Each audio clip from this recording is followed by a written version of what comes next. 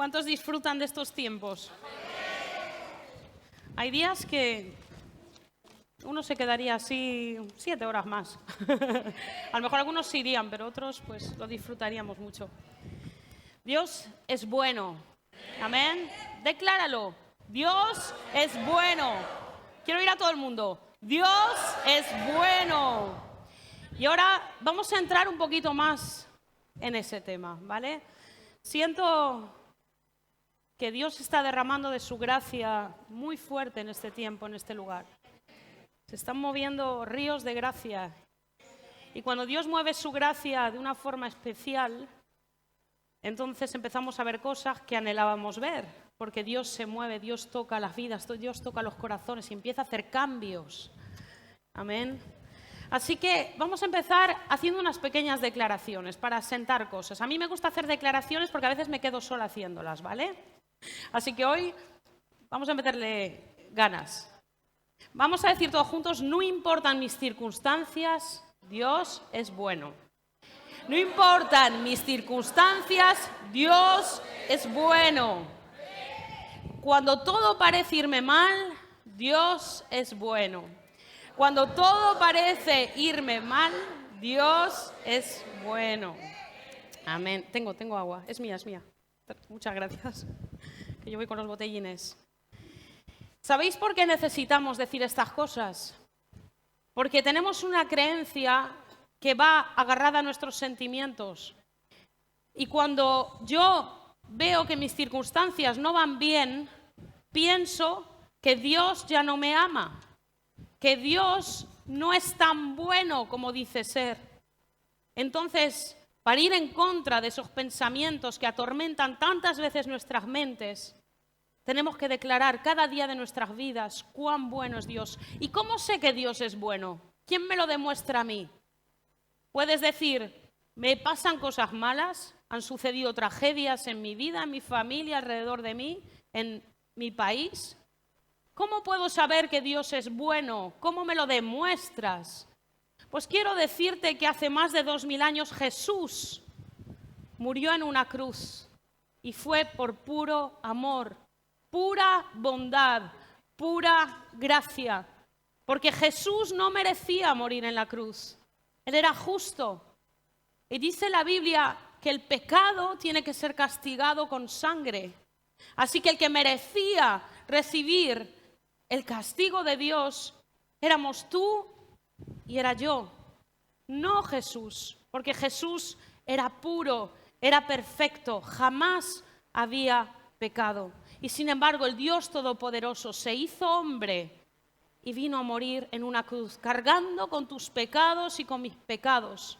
Y haciendo posible que todo aquel que se acerca a Él, que le pide perdón por sus pecados, que le invita a venir a su corazón y a cambiarlo todo, pueda tener una nueva vida.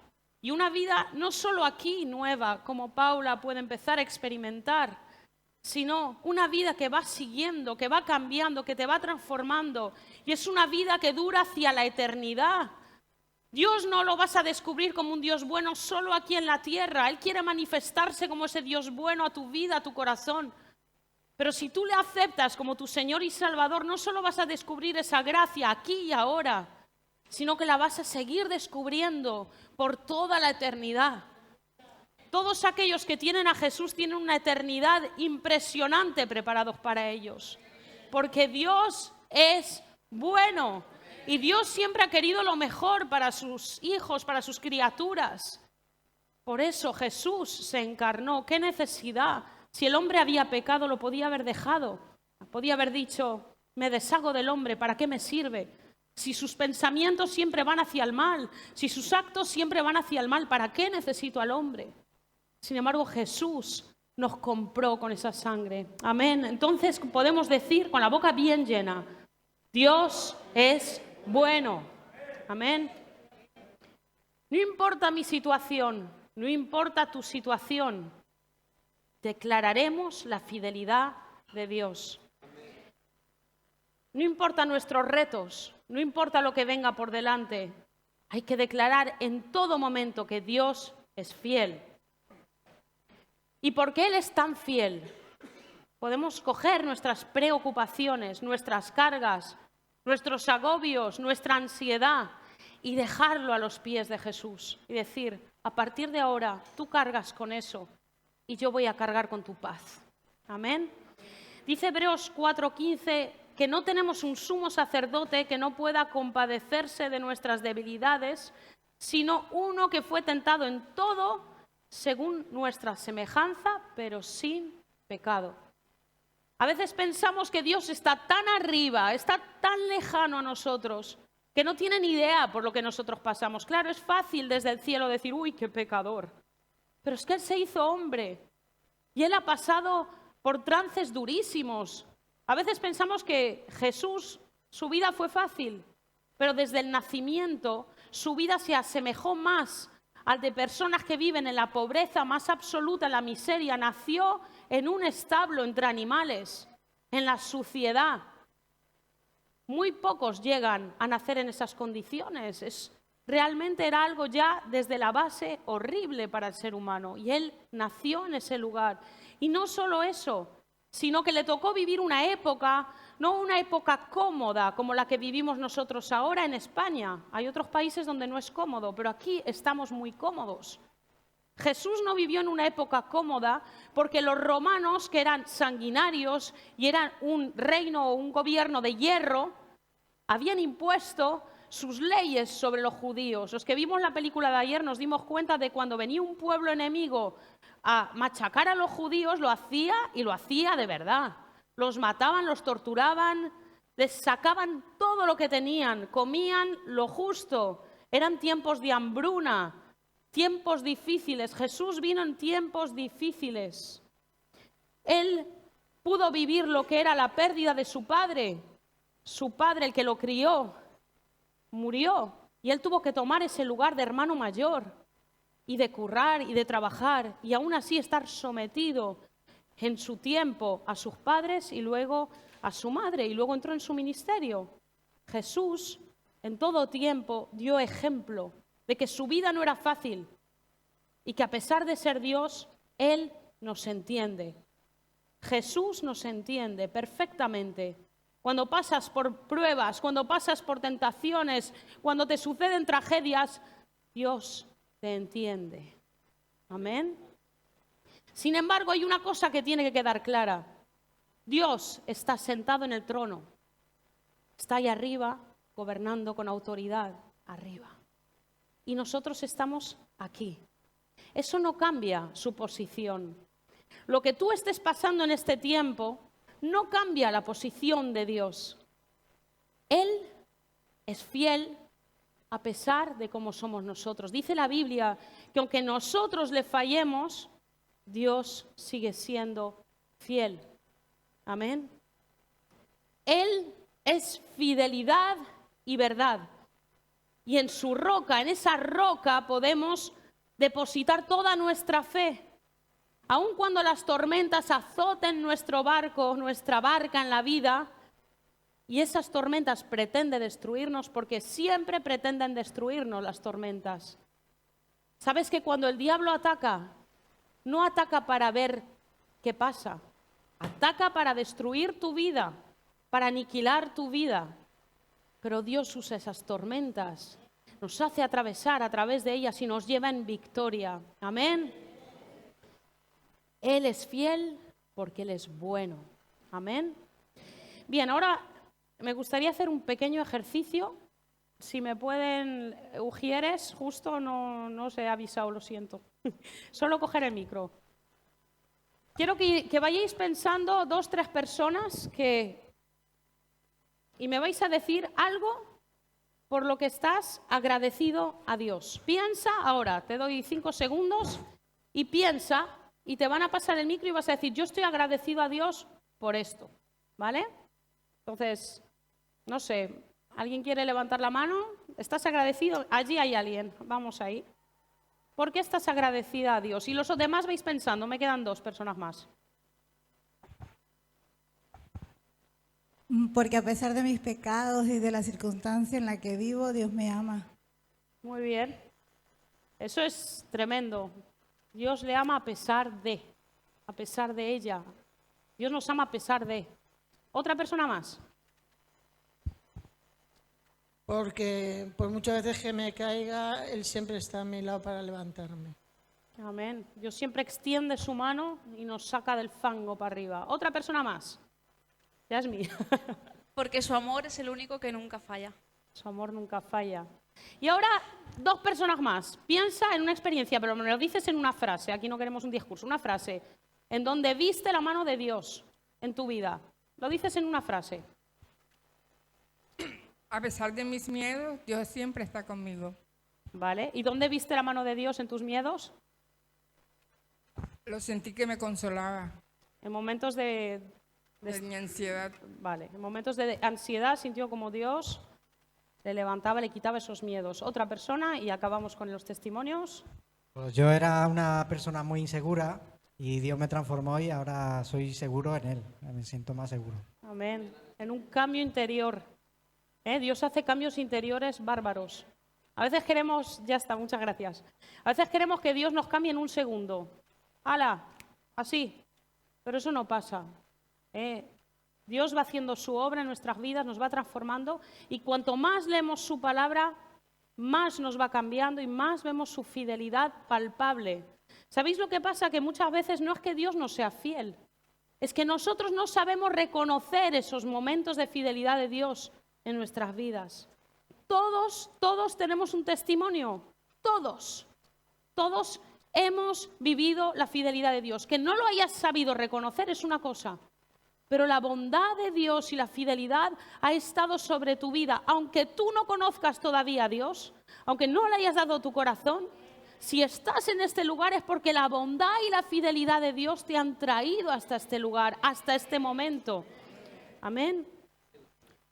Si empezamos a enumerar todos los motivos que tenemos para agradecer a Dios, todas las cosas que hay en mi vida por las que puedo agradecer a Dios, ¿sabéis lo que va a empezar a pasar? Cada vez se te ocurren más cosas. Al principio estamos muy atascados. Nos pasa en la alabanza. Estás atascado. Gracias por la vida eterna. Gracias.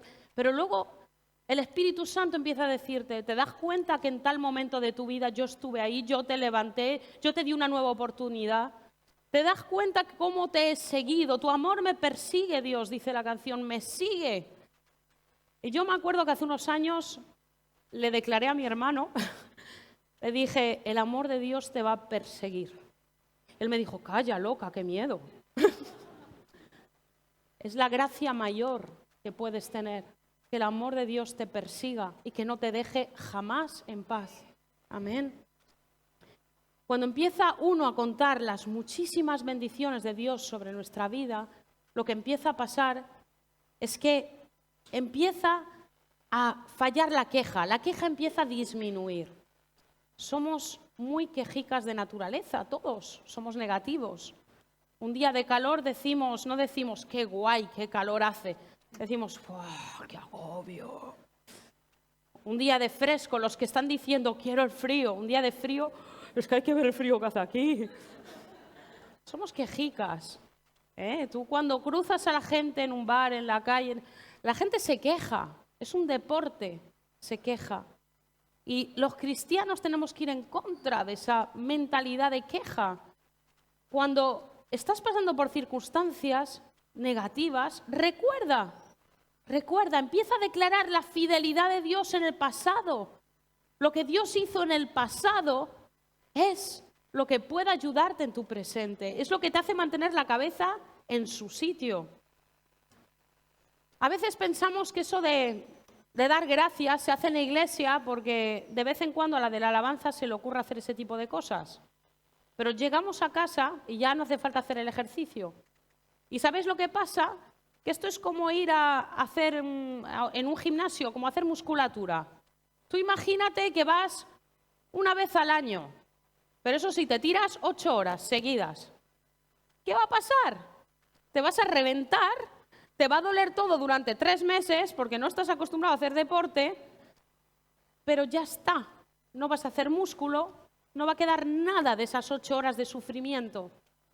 Pues esa es la gratitud a Dios. Cuando yo empiezo a alabar en la iglesia un rato porque toca, empiezo a declarar cosas bonitas, como dije ahora, vamos a decir Dios es bueno, vale. Pero llego a mi casa y qué asco de comida. Oye, ¿solo queda esto? No sé cuánto, no sé qué. Negativo, negativo, negativo, negativo, negativo. ¿Qué pasa? Todo lo que he hecho no sirve. Porque es una forma de vida. Esto es una forma de vida. Esto no es una teoría, no es un rito que hay que hacer en la iglesia porque a la de la alabanza se le ha metido eso en la cabeza. Es una forma de cambiar nuestro carácter, es una forma de dejar a Dios obrar en nuestros corazones, declarar la fidelidad de Dios en toda circunstancia.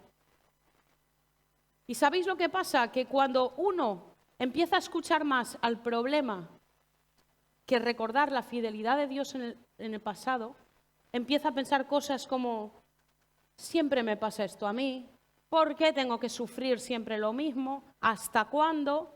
¿Cuándo Dios se acordará de mí? ¿Cuándo vienen mis promesas? ¿Por qué otra vez problemas económicos? Siempre estoy en lo mismo, parece que no salgo de aquí. Mis hijos, mis padres, mis tíos, mis abuelos, lo otro, siempre estoy igual. Bu, bu, bu, bu.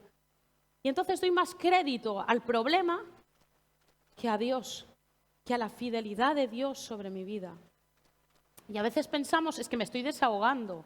Pero no te estás desahogando, lo que estás haciendo es un recordatorio de lo que Satanás sí quiere oír. Y Satanás te da la palmadita en la espalda y dice, muy bien, así te va de mal, claro que sí, quéjate, llora, necesitas llorar. Y te anima para que sigas deformando tu imagen de Dios. Porque cuando uno se fija en el problema, deja de ver a Dios y por lo tanto el problema se hace mucho más grande, mucho más feo y parece que jamás vas a salir de ahí. Hay un pueblo, bueno, vamos a empezar primero con un texto, Lamentaciones 3, 22, 23. Lamentaciones 3 dice, por la misericordia de Jehová no hemos sido consumidos. Me lo habéis quitado. Lo puedo leer en mi versión, pero es otra. Por la misericordia de Jehová no hemos sido consumidos, porque nunca decayeron sus misericordias. Nuevas son cada mañana, grande es tu fidelidad. Y a mí ese texto, pensando en él, pienso, si no fueran nuevas cada mañana, si yo hubiera recibido ayer la misericordia de Dios, pero hoy no, porque Dios hoy no tenía ganas de darme su misericordia, ¿qué sería de mí? ¿Dónde estaría hoy? ¿Qué me pasaría? Si Dios no renueva su misericordia sobre tu vida, ¿no lo has pensado? ¿Qué sería de ti? A veces pensamos que somos autosuficientes. Yo puedo con esto, yo hago lo otro, yo manejo dinero, yo trabajo, yo tengo salud, yo tengo fuerzas. Yo soy una mujer fuerte, como se dice hoy en día, no necesito a ningún hombre a mi lado, yo puedo con todo. O yo soy un hombre que satisfago la necesidad de mi familia, yo me apaño, yo puedo con la vida. Estoy por encima de otros. ¿No has pensado que si la misericordia de Dios te fuese retirada, ¿dónde estarías? Hay que ser humildes frente a la grandeza de Dios. Cuando llega la traba, cuando llega el problema, el obstáculo, y me quedo fijo en ese obstáculo, el obstáculo es como un gigante y me lleva al temor. ¿Te puedes imaginar que el gigante está delante de ti, enorme, y detrás de ti tienes todo lo que Dios hizo en tu vida? Ahí hay una lista enorme de cosas que Dios hizo en tu vida. Pero solo ves al gigante en este momento, el obstáculo, y le das golpes, golpes, golpes, no sales de ahí. Cuando uno se queda fijo en el objetivo, en el problema, empieza a olvidarse de todo lo que hay detrás. Y entonces el gigante te habla, porque el gigante siempre habla. El gigante no está mudito. El gigante te dice, no vas a poder conmigo. Si da igual lo que hagas, que si no vales un pimiento, aún no te has enterado, nadie te lo ha dicho, te lo digo yo. No vas a poder con esto, no vas a superarme jamás. Pero la fidelidad de Dios dice, yo te he comprado con mi sangre, Yo te he hecho hijo, yo te he hecho hija. Yo te amo, yo te protejo, yo te guardo. Yo he dado sanidad a tu vida, yo he dado paz a tu vida. Yo te he acompañado a lo largo de los años. No te ha faltado nada. He estado a tu lado. Pero el gigante dice, olvídate, conmigo sí que no vas a poder. Porque a lo mejor Dios pudo con lo demás, pero conmigo no. Y el gigante miente y el gigante hace que distorsionemos la realidad hasta niveles insospechados. Me gustaría leer con vosotros la historia de un pueblo que ha distorsionado la realidad a lo largo de toda su existencia. No ha sabido ver quién era Dios y aún así Dios tiene promesas tremendas para este pueblo. Números 13, vamos a leer desde el versículo 27. Números 13, 27. Estamos aquí en una situación concreta. El pueblo de Israel vive 400 años cautivo en la tierra de Egipto. Sabéis todos que en algún momento José ha sido vendido por sus hermanos. El que conoce la historia, José es vendido por sus hermanos y es llevado a Egipto. En Egipto, este hombre, después del tiempo, es el segundo después del faraón. Y él puede salvar a toda su familia. Jacob y sus 70 miembros de la familia los salva del hambre. Entonces los israelitas se acoplan dentro del mundo egipcio y viven ahí 430 años. Pero cuando muere José, que era el que gobernaba en ese momento y protegía a la familia, y el faraón era un buen faraón, cuando muere esa generación, viene el faraón siguiente y lo que ve es que los hijos de Israel se multiplican muy rápido y tiene miedo porque es un pueblo fuerte y dice, estos un día nos comen a nosotros y nos destruyen. Así que lo que vamos a hacer es que los vamos a hacer esclavos.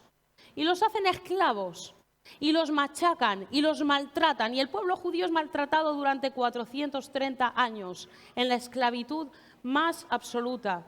Pero Dios tiene un plan de rescate. Aun cuando no vemos, Dios está obrando. Pero en el tiempo de Dios y a la manera de Dios, claro. Los que han vivido durante esos 430 años, los del medio, dirían, no hemos visto la promesa de Dios. Se mueren en la esclavitud. Pero cuando llega el tiempo perfecto de Dios en la historia, Dios coge a Moisés, un varón que normalmente tenía que morir porque el faraón hacía que mataran a los niños varones. Pero él es preservado, lo esconden y la hija del faraón lo adopta como suyo. Él es criado 40 años, educado según las costumbres egipcias, en lo más selecto de la sociedad egipcia. Pero él sabe que es hebreo porque conoce su familia y está vinculado con su familia natural. Y cuando ve un hebreo que es maltratado por un egipcio, se enfada y mata al egipcio. Y entonces se levanta una trifulca entre los mismos hebreos. ¿Quién te has creído tú? ¿Por qué lo has matado? ¿Te has creído el jefe nuestro o algo? ¿Te has creído príncipe? Y él tiene miedo y huye. Y huye al desierto y está 40 años en el desierto. Uno piensa, ¿dónde está el plan de Dios en todo esto? Pero Dios está preparando algo, lo está haciendo en la oscuridad donde nadie ve. Está preparando un gran líder, el mayor líder posiblemente reconocido, Moisés. Y Dios tiene un encuentro con Moisés y le dice, vas a liberar a mi pueblo. Y él tiene en su mano una vara. Y con esa vara sucede de todo. Pasa de todo. Él se presenta ante el faraón. Sabéis todos que el faraón dice, no voy a dejar ir a tu pueblo a adorar a Dios en el desierto, porque esa es la proposición de Moisés. Déjanos salir a todos y vamos a adorar a nuestro Dios. Y faraón dice no. Y empiezan a haber plagas y plagas, 10 plagas. El agua se convierte en sangre. Empiezan a venir moscas. Y hablamos de días de putrefacción en todo el país. Piojos, plaga del ganado. Los egipcios empiezan a perder sus tierras porque Dios se manifiesta una y otra y otra y otra vez, hasta 10 veces, hasta que mata a los primogénitos de los egipcios. Pero los hebreos siempre eran preservados porque Dios a ellos los cuidaba. Y vemos que en esta travesía Dios los saca al final de ese lugar. Y cuando entran en el desierto, ahí dice la palabra que Dios es como columna de nube durante el día y columna de fuego durante la noche. Dios sigue preservando a su pueblo. Se encuentran frente al Mar Rojo y Dios los hace atravesar a través de un mar. Se abren las aguas y pasan, a pesar de sus quejas, porque os estoy contando todo eso, pero entre medias hay quejas, quejas, quejas, quejas. Dios va haciendo su obra hasta que llegan a un lugar, el lugar de la conquista, donde tienen que entrar en la tierra prometida. Y Moisés manda a 12 hombres de lo más selecto del pueblo, a príncipes. No manda a cualquiera, no manda al panadero de la esquina, manda a los príncipes. Y esto es lo que ellos dicen. Y les contaron diciendo: nosotros llegamos a la tierra a la cual nos enviaste, la que ciertamente fluye leche y miel, y este es el fruto de ella. Bien. Mas el pueblo que habita aquella tierra es fuerte y las ciudades muy grandes y fortificadas. Y también vimos allí a los hijos de Anac. Amalek habita el Negev, y el Eteo, el Jebuseo y el Amorreo habitan en el monte, y el Cananeo habita junto al mar y en la ribera del Jordán. Entonces Caleb hizo callar al pueblo delante de Moisés y dijo: subamos luego y tomemos posesión de ella, porque más podremos nosotros que ellos. Mas los varones que subieron con él dijeron: no podremos subir contra aquel pueblo, porque es más fuerte que nosotros. Y hablaron mal contra los hijos de Israel de la tierra que habían reconocido, diciendo: la tierra por donde pasamos para reconocerla es tierra que traga a sus moradores, y todo el pueblo que vimos en medio de ella son hombres de grande estatura. También vimos allí gigantes, hijos de Anac, raza de los gigantes, y éramos nosotros, a nuestro parecer, como langostas, y así les parecíamos a ellos. Entonces toda la congregación gritó y dio voces, y el pueblo lloró aquella noche. Y se quejaron contra Moisés y contra Aarón todos los hijos de Israel. Y les dijo toda la multitud: ojalá muriéramos en la tierra de Egipto o en este desierto, ojalá muriéramos. Yo alucino con este pasaje. Yo pienso, es verdad que yo muchas veces me olvido de lo que Dios hizo en mi vida. Pero vamos a ver, si yo veo los milagros que esta gente pudo ver con mis propios ojos, es tremendo. 10 plagas. ¿Os podéis imaginar el enfado de Dios sobre una nación? 10 plagas. Cómo va consumiendo a la nación hasta que los extermina, les hace polvo. Y aún así son capaces de no creer en que Dios les va a llevar a una buena tierra. Yo pensaba en esto y decía: seguro que eso a mí no me pasaría. Y Dios me dijo: claro que sí. Ese es el corazón del hombre. Somos incrédulos. He tocado, he visto, pero no creo que Dios pueda con esto, fíjate. Es increíble lo incrédulos que podemos ser. El pueblo vive en la queja constantemente. Y lo que acabamos de leer, vamos a leer en Deuteronomio 1, del 29 al 32. Ahora vamos a ver cómo era la situación según la mirada de Dios. Moisés está hablando y dice: entonces os dije, no temáis ni tengáis miedo de ellos. Jehová vuestro Dios, el cual va delante de vosotros, Él peleará por vosotros conforme a todas las cosas que hizo por vosotros en Egipto delante de vuestros ojos. Y en el desierto has visto que Jehová tu Dios te ha traído como trae el hombre a su hijo por todo el camino que habéis andado hasta llegar a este lugar. Y aún con esto no creíste a Jehová vuestro Dios. Qué triste. La barrera más grande en la vida de un cristiano es la incredulidad. Cuando me topo con la incredulidad, ya no hay nada que hacer. Porque aunque tenga el gigante delante y todas las bendiciones de Dios detrás, mi incredulidad me centrará en el gigante y ya no voy a pasar de ahí. Así les pasó al pueblo. El pueblo, Dios le fue haciendo un recorrido. Un recorrido, claro, uno lee la historia y os invito a leer la historia, que la encontraréis en Éxodo y en Números. Para hacer una película es apoteósica, realmente con los efectos de hoy en día, tremendo. cómo tuvo que vivir el pueblo todo lo que pasó, porque no debían entender nada de lo que se estaba ocurriendo. Nosotros lo hemos leído 1.000.000 de veces, pero ellos estaban viviendo un montón de circunstancias nuevas y estaban expuestos al miedo, al terror que les estaba generando la situación y una mente de esclavitud que estaba trabajando en ellos constantemente. Pero aún así, Dios los va llevando. Y cuando ellos que han atravesado lo que es el Mar Rojo, hay un texto en Números 15 que a mí me hace mucha gracia porque yo sé lo que viene después, por eso me hace gracia, ¿vale? Pero a ellos seguro que no les hizo mucha gracia.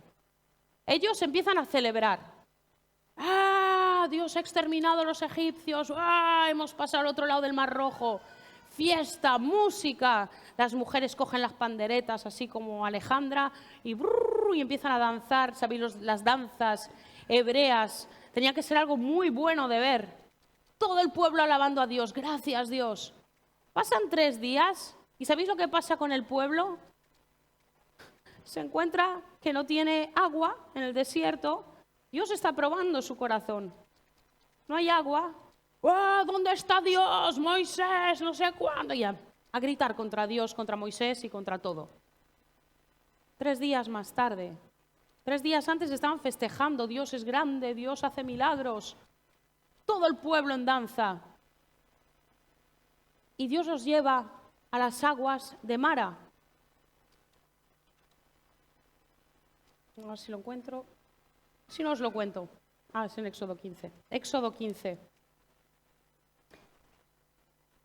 Vamos a leer 15,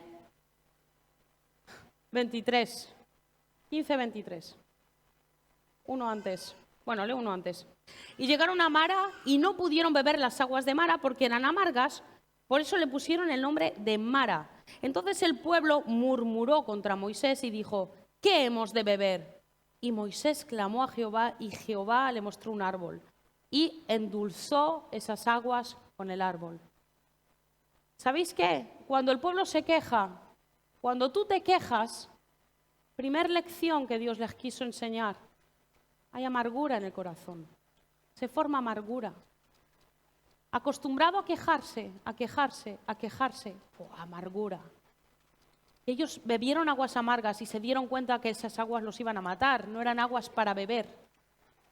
Y muchas veces somos como el pueblo de Israel, a fuerza de no ver la fidelidad de Dios y de quejarnos y de quejarnos y de quejarnos, de nosotros empiezan a salir, en vez de salir esas aguas salutíferas que bendigan a otros, amargamos a otros. Sale amargura del corazón. Y eso Dios quiso enseñárselo. Y yo digo, qué grandeza la de Dios. Les dio una visión panorámica de su propio corazón. Pero es que luego se encuentran un poco después que no tienen nada para comer. Y empiezan otra vez a quejarse contra Dios.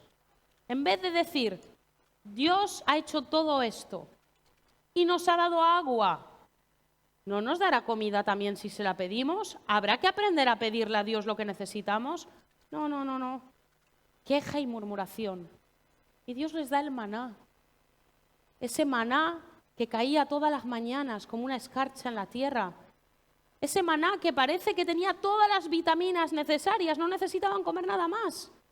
Ellos se mantenían en forma solo con el maná, no necesitaban nada. Imaginaros qué tipo de alimento podía ser.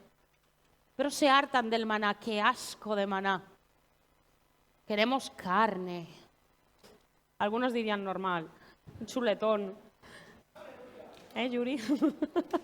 El Yuri se hubiera quejado seguro. Y Dios dice, saciaros de codornices, ya me tenéis hasta aquí. Y así es el recorrido de la vida del pueblo de Israel. Así. Y uno piensa, bueno, no pasa nada. De todas formas, como Dios tenía previsto que llegaran a la tierra prometida, pues llegaron igual. ¿Qué más da, no? Perdieron un poco de tiempo, perdieron 40 años. Pero tarde o temprano iban a llegar a la tierra prometida. Entonces, ¿dónde está el problema? Pues quiero decirte que los de 20 años para arriba no entraron en la tierra prometida, murieron. El castigo de Dios por no creer en sus promesas, por tener ese miedo que los paralizaba, por vivir en la amargura y por vivir en la incredulidad, eso les costó la vida y la promesa de Dios. Claro, la promesa de Dios fue para sus hijos, pero ellos se lo perdieron todo y murieron en el desierto sin jamás gozar de libertad. Eso puede ser un problema. Cuando uno vive dando vueltas en su propia amargura, en sus propios miedos y en su propia incredulidad, puedes vivir sin libertad el resto de tu vida y sin ver jamás lo que Dios tenía para tu vida. Cuando Jacob entró en Egipto con su familia, porque nos hagamos una idea, eran 70, como dije antes. 400 años más tarde eran 600.000. Imaginaros la velocidad de multiplicación que tenía este pueblo. Pero cuando salieron para entrar dentro de la tierra, 40 años más tarde, eran solo 601.730. Quiere decir que ha muerto un montón de gente. Si 40 años más tarde eran prácticamente los mismos que salieron, quiere decir que los hijos que tuvieron fueron incrementándose y toda la generación padres, abuelos, fuera. Es fuerte y esa parte es algo que no solemos mencionar porque nos interesa más creer que igual entraron en la tierra prometida, pero no es verdad. Los que realmente se dieron cuenta de las maravillas de Dios jamás entraron. Y para mí eso es la mayor tragedia de una vida. Jamás ver ni el propósito de Dios, ni la libertad de Dios, ni disfrutar de lo que Dios tiene para ti. ¿Hay mayor tragedia? Como cristiano, creo que no. Como cristiano, creo que no. Luego tenemos la situación contraria, y voy a ser breve en esta situación contraria, porque es una situación de victoria, pero que conocemos todos mucho esa historia. Se encuentra en 1 de Samuel 17:37. Todos conocemos la historia de David. Y es verdad que la película de ayer nos familiarizó un poquito con lo que eran las batallas de aquellas y todo, ¿no? Cómo luchaban cuerpo a cuerpo. Era bastante impresionante, no es como ahora que, bueno, lanzan lo que sea y matan a millones. Antes era un cuerpo a cuerpo. Y vemos al rey David. ¿Todos conocemos al rey David? Y si no, ya sabéis que en 1 de Samuel podéis leeros toda la historia. 1 y 2 de Samuel. El rey David, antes de ser rey David, era un pastorcito de ovejas, el menor de 6 hermanos. Y el menor quería decir, como nos explicó una vez Ana en grupo de jóvenes, que era el despreciado, el caca. El caca de la familia es el pequeño. Aquí en general no es así, pero en esa cultura era así. El pequeño no valía nada. Y él cuidaba las ovejas, pero él tenía una relación con Dios. Y esa relación hacía que en su presunta debilidad era el más fuerte de todos sus hermanos. Y vemos que David estaba acostumbrado a tener una relación profunda con Dios. Y aquí vamos a ver que llega un momento en que el ejército filisteo está frente al ejército israelita. Están uno frente a otro. Y sale un gigante de entre los filisteos, hijo de Anac. Hemos leído antes que engrandecieron completamente quién eran los hijos de Anac, que los iban a devorar, que iban a destruir sus vidas. Vieron el problema tan desenfocado que se olvidaron de lo que Dios quería. Y aquí David ve a ese hijo de Anac, de 3 metros de altura, con, imaginaros, pues todo el escudo, su lanza, su casco. Era un tío gigantesco, era un monstruo. Y está frente a un tipo normal. David no era ningún superhombre, no era... Era un tío normal. Y se encuentra frente a él y él cree que Dios lo va a usar para matar a este gigante. Entonces él habla con Saúl, el rey, y le dice, mira, como nadie se quiere enfrentar a este monstruo que viene todos los días a desafiar a nuestro ejército, me presento yo. Y me presento yo porque yo sí creo que lo voy a derribar. Y le dice a Saúl, Jehová que me ha librado de las garras del león y de las garras del oso, él también me librará de la mano de este filisteo. Y dijo Saúl a David, ve y Jehová esté contigo. ¿Qué está haciendo David? David mataba, sí, mataba osos, mataba a todo tipo de animales que iban en contra de sus ovejitas. Los mataba. No dejaba que cogieran la oveja, no, él iba, pero lo hacía en el nombre de Jehová. Es decir, él no decía, yo es que soy un super tío y me meto con lo que haga falta. Él confiaba en el poder de Dios. Y entonces mataba a esos animales que venían a por sus ovejas. Y él recuerda la fidelidad de Dios. El Dios que me ha guardado cuando mataba al oso, el Dios que me ha guardado cuando mataba al león, el Dios que ha estado conmigo cuando nadie me estaba viendo. Ese Dios me va a hacer llevar a la derrota a este gigante que viene contra el pueblo de Dios. Versículos 45 y 46 dice, entonces dijo David al filisteo, tú vienes a mí con espada y lanza y jabalina, mas yo vengo a ti en el nombre de Jehová de los ejércitos, el Dios de los escuadrones de Israel, a quien tú has provocado. Jehová te entregará hoy en mi mano, y yo te venceré y te cortaré la cabeza, y daré hoy los cuerpos de los filisteos a las aves del cielo, y a las bestias de la tierra, y toda la tierra sabrá que hay Dios en Israel. Es impresionante la osadía de un hombre cuando sabe de dónde sale. Cuando uno recuerda todo el recorrido desde donde Dios me trajo, Dios aumenta tu fe de una manera tremenda frente al gigante. Empiezas a saber que lo que dice el gigante habla, pero no está diciendo nada, porque tú estás escuchando a Dios. Y Dios dice, yo he estado contigo aquí, y voy a estar contigo ahora, para que enfrentes y mates a este gigante y liberes a mi pueblo. Y David hizo eso, hizo exactamente lo contrario de lo que hemos visto que hizo el pueblo de Israel. El pueblo de Israel no pensó, voy a entrar en la tierra prometida porque Dios ya se encargó de nuestros enemigos, mandó 10 plagas, nos hizo atravesar el Mar Rojo, nos dio comida, nos dio bebida, nos alimentó, nos mantuvo, nos dio calor, nos dio fresquito, cuidó de nosotros. No piensan en eso. Ven, ¡guau! Son enormes, nos van a devorar. Éramos como nada, éramos piojillos al lado de ellos. David físicamente era un piojillo al lado del Goliat. Pero dice, tú no me has desafiado a mí, has desafiado a Dios y tú no sabes cómo se la gasta. Porque conocía a Dios, porque se relacionaba con Dios y porque se acordaba de Dios, de donde Dios lo había sacado. Si David hubiera mirado al gigante y se hubiera fijado en los detalles, él tiene estrategia militar, es un hombre de guerra, es inmenso, tiene armas. Él tenía 5 piedrecitas y usó una. Y ¡pah! Llegó aquí. Y lo mató de una, lo tiró al suelo. Y dice la palabra que sacó su espada, le cortó la cabeza y lo remató con su propia espada. Eso es una victoria aplastante. Cuando matas al gigante, Dios te da la estrategia para matar a tu gigante porque has confiado en Dios y has visto todo el camino que ha recorrido contigo. Te da la estrategia, aunque parezca una estrategia estúpida, débil. En la supuesta debilidad de Dios hay un poder inigualable a través de la fe. Cuando yo creo en mi debilidad y en lo que parece que no tiene importancia, Dios hace estragos. Y esa piedra llegó al gigante y lo derribó de una. Pero es que lo mejor es cuando coges su arma, su propia arma, y le corta la cabeza. Con tu propia arma vas a morir.